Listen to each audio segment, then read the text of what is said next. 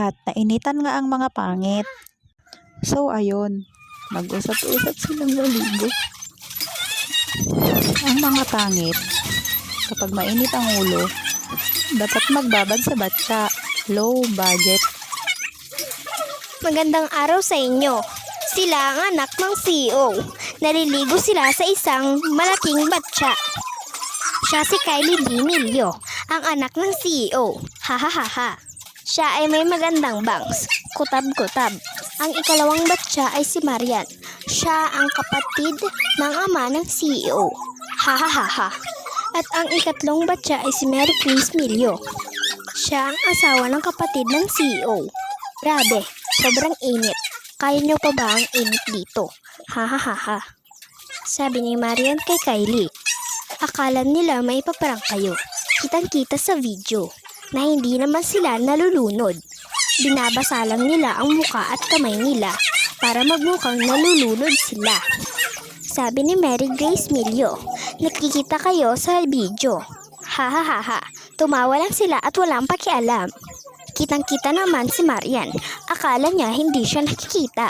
Akala nila hindi sila nakikita sa video. Pero kitang-kita pala.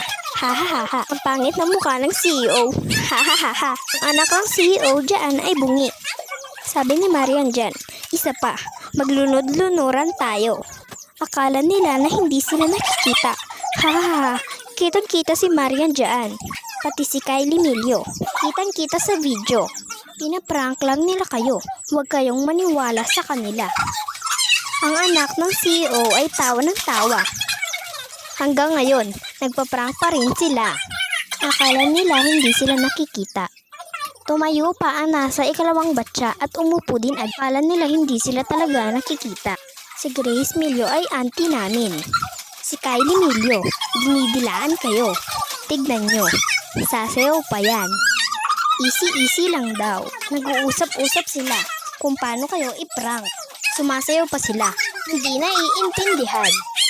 Sabi nila, lulunod-lunuran ulit sila. Kala nila, talaga, hindi sila nakikita. Hanggang sa umihi na ng umihi si Kylie. Sunod na umihi ang auntie namin.